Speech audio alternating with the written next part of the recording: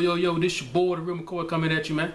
We talking about NFL, man, football, NFL, man, and this a quick video about the week 2 games, matchups. This week, just recapping them, the games that stood out to me, things that stood out to me, things like that. I'm continuing the series, the videos. I did week 1, I'm doing week 2 now, and we'll jump right into it. Last week I was excited about the Sunday ticket, going through all the games, because I got it this year, so I didn't get it last year. I was going through all the games, but week 2, I wasn't really, there were only a select few games I was watching, 1 o'clock, 4 o'clock games, Sunday night, things like that. And because only certain matches were intriguing to me, you know what I mean? And well, week 2 started off with Thursday Night Football, NFL Network, CBS, whatever. Broncos at Chiefs, and I watched that game for the most part to see where Peyton Manning's at, because after week 1 against the Ravens, it looked like he was on the roller coaster, and it was going down fast. Like his career is over. The physical tools aren't there anymore. He just can't do it. He's throwing them ducks, don't have the velocity. So you know what I mean. And coming to the Chiefs game Thursday night.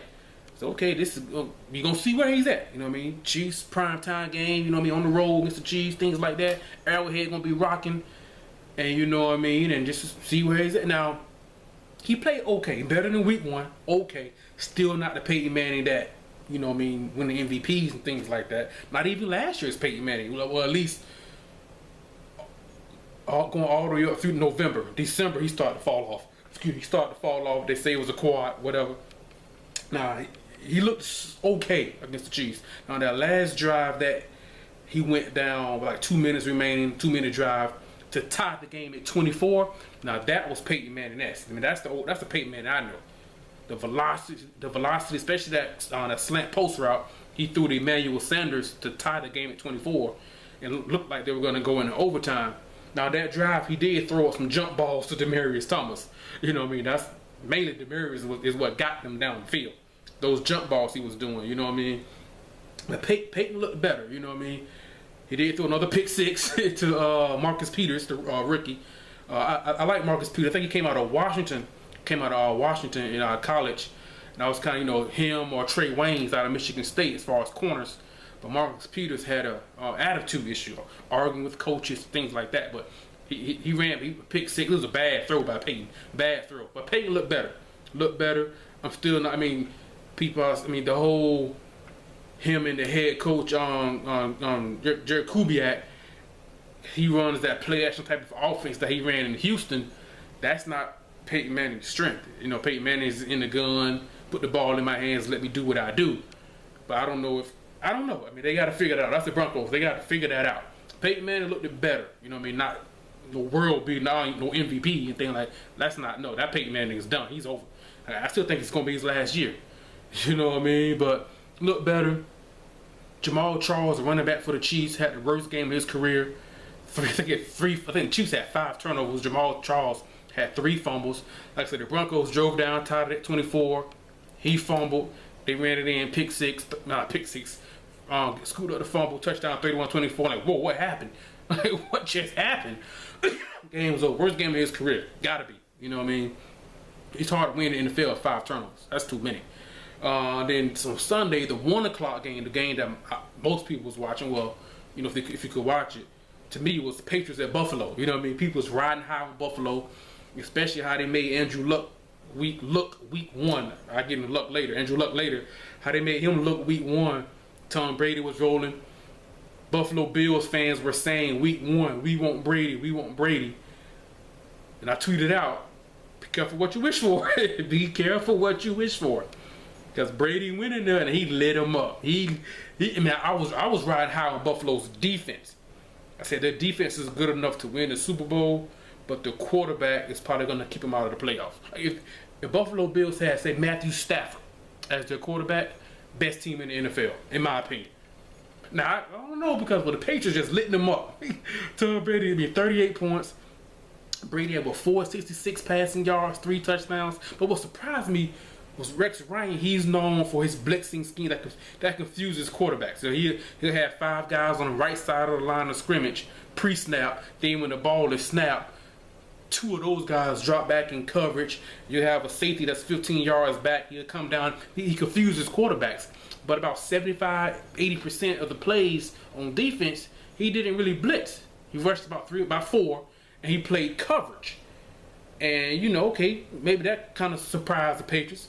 But when you play coverage against Tom Brady, Tom Brady gonna be Brady. He gonna light you up. He gonna get 466, 3 touchdowns. You know what I mean? I'm not a Tom Brady fan at all, but you know what I mean. That Brady gonna be Brady. You know what I mean? That kind of. But Buffalo did put up. Kind of surprised me. They put up 32 points. I didn't think Buffalo was capable of dropping 32.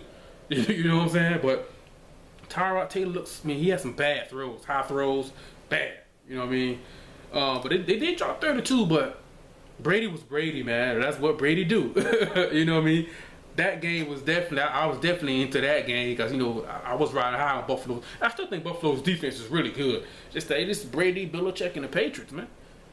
What interested me was the Saints and the Bucks in New Orleans. I was watching that game not because of the teams, but because of Jameis Winston. Looked horrible. Well, not horrible, but well, yeah. The first 3 quarters didn't look good. Now, in New Orleans, he looked a lot better. He looked more comfortable in the offense, in the pocket. Looked way more comfortable. Things like that, running the offense. Looked better. He had a great touchdown throw to Vincent Jackson right before the half. He also missed, I think in the early second half, he missed a couple of throws that should have been touchdown. One of them was to Vincent Jackson when he overthrew him. Things like that. Like I said, I do think Jameis Winston will be okay. I think he'll be okay. He'll get better. He'll progress. You can't question his work ethic. You know, I mean, the guy works hard. I think he'll be better. I think he'll improve each week. They did get Mike Evans back. I mean, I still they can win that division. Don't you know what I mean? So we'll see. But I think he'll be better. So he looked a lot more comfortable in the pocket compared to last week. You know what I mean, against the Titans. And Mariota went crazy. You know what I'm saying? And Drew Brees got hurt in that game. The reports came out he could miss a few games because of his shoulder, right strong shoulder. That's the same shoulder as the reason why he's in New Orleans and he left San Diego. I mean, the Chargers, they had Phillip Rivers and waiting in the wings and, you know, things like that. But he could miss a few games. But Jameis Winston, he did look better. He looked better, starting to, you know, improve somewhat, you know what I mean? And look more comfortable in the pocket. And that's what you're looking for. To be comfortable running the offense, things like that. That definitely improved, no doubt. Titans at the Browns. I watched that. See Marcus Mariota. Now he came back down to earth. Now he's human, because 4 touchdowns in the first half, week 1 against Jameis Winston and the Bucks. I knew that wasn't going to continue. You know what I mean? But he came back down to earth. They lost to the Browns. Now the knock on Winston coming out of Mariota coming out of college was his accuracy from the pocket consistently. And against the Browns, he missed some throws, some open guys. He made some good throws as well. They made some good throws too. You know what I mean? But the running game wasn't working as well with Bishop Sankey against the Bucks like it was week 1. So it was kind of, they relied on him a little bit more, and you saw the difference between. But you knew he wasn't going to have the same week he had. It's the NFL. You know what I mean? That's not going to happen. You know what I mean? But accuracy is, but you see the potential of Mariota. You definitely see the potential there, no doubt. You know what I mean? Now Johnny Manziel got his first career victory. You know what I mean? He won. They beat the Titans. Now him and Travis, I tweeted out, him and Travis Benjamin, they've got some type of connection going on. 2 deep ball touchdowns. Travis Benjamin ran back a punt, things like that. And I know Mike Pettin, the Browns coach in their front office, they're saying when McCown comes back from his concussion protocol, that he's going to be the starter and not Manziel until McCown's play says otherwise. You know what I mean? I think Manziel should start, in my opinion. A different dynamic that he brings, that a lot of other quarterbacks just can't. You see what I'm saying? But you know, he's got the turnover issue with things like that, and he can't take a lot. You know, he hasn't got hurt yet, but he can't take big hits. You know what I mean? He's too small because he fumbles a lot. And then the Steelers' offense looked great, man. Coming into this season, I thought they would have a top 5, top 3 offense, especially now Le'Veon Bell is going to come back week 3 off his suspension. I think they dropped like 43 points against the 49ers. Big Ben had like almost 370 passing yards, 3 touchdowns. Antonio Brown looked like him and Julio Jones for Atlanta, they're going to have big years at wide receiver. They get Le'Veon Bell back, their offense is going to be dynamic, man. Their offense is going to be, Martavis Bryant, their offense is going to be really good. They can get that defense to the young, very young athletic, but a young, fix out the communication, things like that. Yeah, they could be the best team in the AFC, man. No doubt. Their offense is, oh my God, it's going to put up some points this year. Yes, sir. Big Ben might win MVP. You know what I mean? Big numbers, man. I mean, their offense, man, look really good. You know what I'm saying? Watching another game, I watched the Vikings-Lions to see what Adrian Peterson was going to do. He didn't look good against the 49ers week 1. 10 carries, I think 31 yards. I think he had like 139 yards week 2. Didn't score a touchdown. But he does, either he's not in shape or he doesn't have that extra burst to go 80 yards. You know what I mean? Looked like he got tired, so he could be not quite in shape yet, because I don't think he even played in the preseason at all. You know what I mean? And you know, he didn't really play at all last year. So that could, I mean, he's 30, you know what I mean? He's in his 30s, so that could play a part. He is human.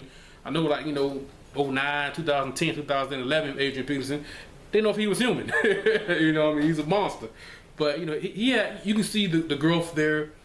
And hopefully, you know, Teddy Bridgewater can start to play a little bit better, play well, and, you know, hey, they can be a wild card team. I got them in as a wild card team. You know, I think the defense will get better as well. The Falcons and the Giants. And, I mean, Giants fans, man, is Tom Coughlin on the hot seat? Is he on the hot seat? I don't know what's up with the Giants. I definitely thought their offense would be better. Maybe when they get Victor Cruz back, things could, you know what I mean, happen. But Eli, I mean, I know they released Preston Parker, you know, the receiver, number 15. He was dropping everything. Every ball he was dropping everything. They released him, which didn't surprise me. He dropped every ball, man. I mean, I knew the defense was suspect. Played better. Played okay against the Falcons, and I don't know what's up with Tom Coughlin and Eli, man. I mean, Eli's, both of those guys, 2 Super Bowl MVPs, things like that, don't look good, man. It just does not look good. Another game that they had in the red zone, Eli fumbled. You know what I'm saying? The game is yours. They could be 2-0. They should have beat the Cowboys week 1. They 0-2. I don't know. I don't mean they went 0-2 in what? 2011, won a Super Bowl. I don't see that team. I don't see this team doing that. But I don't know, man. I don't know. But anyway, then the Sunday night Seahawks-Packers, that game, you know, NFC rematch. Seahawks didn't bring back Cam Chancellor, and from what I'm hearing, I mean, they're not gonna bring him back anytime soon. Defense did look better against Aaron Rodgers and the Packers up in Lambeau, which is tough to play. They actually had the lead in the second half. Things like that. Aaron Rodgers, he just doesn't throw picks hardly ever, especially at home in Green Bay. You know what I mean? The thing with the Seahawks offensively, they have to decide what kind of team are they. Are we a read option power team with Marshawn Lynch, or are we a team with what they did in the second half? Shotgun, spread you out, put the ball in Russell Wilson's hands, Russell make plays. And that's what got him the lead. You know what I mean? They got to figure that out. Because the first half, like, whoa, this is the worst offense I ever seen. They've got to figure that out. You know what I'm saying? They bring over Jimmy Graham from the Saints. They trade Max Unger, one of the better centers in the NFL. And their interior offensive line is hurting because of that. I mean, it is bad. Really bad. You know what I mean? I don't know what's going on with I don't know what they're going to do with Jimmy Graham. I don't know. I mean, I ain't gonna lie, I had Seahawks winning the NFC, winning the Super Bowl. I mean, I'll be the first one to tell. I'm not afraid. If I'm wrong, I'm wrong. You know what I mean? They're 0-2. They got the Bears at home week 3. The Lions at home week 4. I think they'll win both of those games and be 2-2, right back in the mix, in my opinion. You know what I mean? I do think they need to bring Cam Chancellor back. You know what I mean? Then the 4 o'clock game, you had the Cowboys and the Eagles, but I usually do a separate video for that. You know what I mean? For Cowboys fans out there, if you guys are interested in that. If not, I get it, whatever. But that's what stood out to me. I know injuries.